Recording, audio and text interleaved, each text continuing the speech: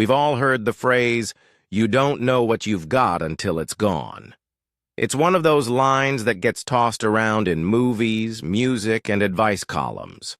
But when you're living it, when it hits you, it feels completely different, especially in relationships. There's a moment, sometimes weeks or even months after a breakup, when a woman realizes she's lost you, not just physically, but emotionally, spiritually, completely.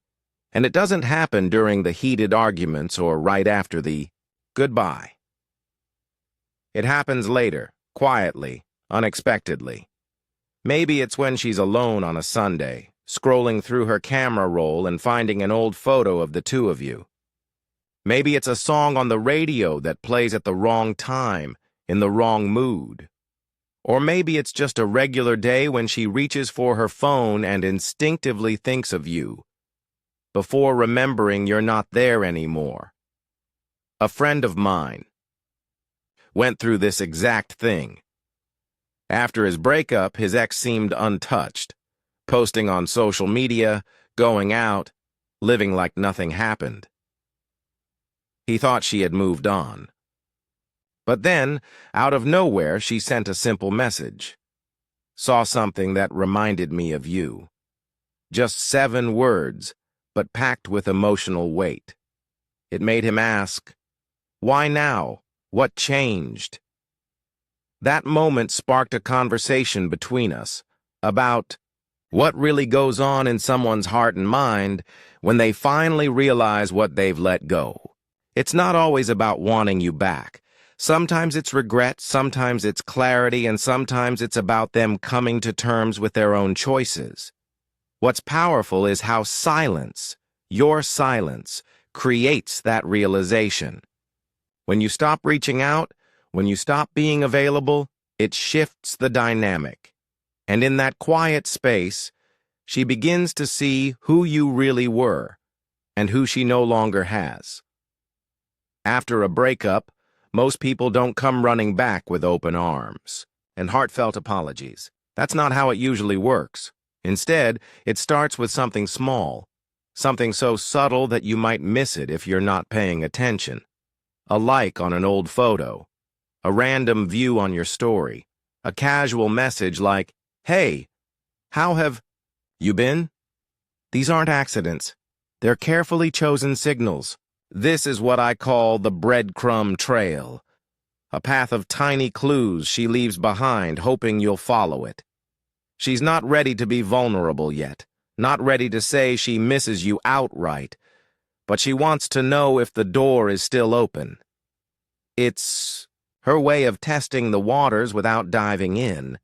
She's hoping to get a reaction, to see if you'll respond, to feel out whether you're still emotionally available. I remember a story from my coworker Lisa.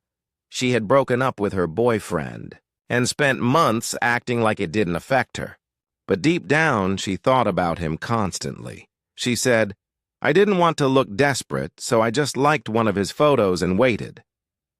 That single action, liking a photo, might seem meaningless to an outsider, but to her, it was everything. It was hope wrapped in hesitation. And that's the thing. These actions aren't just about reconnecting. Sometimes they're more about her than they are about you. She might be trying to validate her emotions, to see if she still matters to you. Or she might be reliving old memories and testing how it makes her feel. It's not always about reconciliation. It could be about reassurance. So when those breadcrumbs appear, pause. Don't assume. Observe. Because whether she's reaching out to rebuild something or just to soothe her own feelings, you need to stay clear on your path. When she finally does reach out directly, it's rarely with vulnerability at the forefront. She won't say, "I miss you," or "I made a mistake." Instead, it's usually something neutral, something safe like, "How's work going?" Or, "Hey, I saw this and thought of you." It might seem casual on the surface, but make No mistake, it's deliberate. This kind of message is her way of dipping a toe back into your life without risking full rejection. Because emotionally, rejection cuts deep, and most people, no matter how confident they seem, are afraid of being turned away when it matters most. So instead of opening up fully, she tests the waters. It's less about what she says and more about what she's trying to see. Will you respond? Will you be warm, distant, or indifferent? There's a principle I once read in Dale Carnegie's How to Win Friends and Influence People. People are emotionally risk-averse, especially when it comes to love and relationships. We protect ourselves by hiding behind small talk and indirect messages, and she's doing the same. She's not reaching out just to make conversation. She's reaching out to measure the emotional distance between you. Are you still there emotionally, or have you moved on completely? That's what she's trying to figure out, even if she never says it. And this is where you need to be clear with yourself. What do you want? Because when she opens that door just a crack, it's tempting to rush back in, especially if there are lingering feelings. But that's where growth and self-awareness come in. If you're open to talking, do it honestly but carefully. If you're not, be respectful but firm. You owe it to yourself not to be pulled back into something that no longer serves your peace or progress. There's something powerful that happens in silence. When you remove yourself from someone's life, truly remove yourself, without games or manipulation, it creates space. And in that space, perspective begins to take shape. That's when she starts to feel it. At first, she might assume you'll come back. She might believe the door is always open.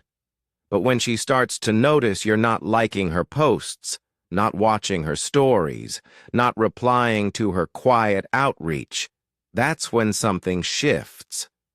Your absence becomes real. It becomes undeniable. And with that comes fear.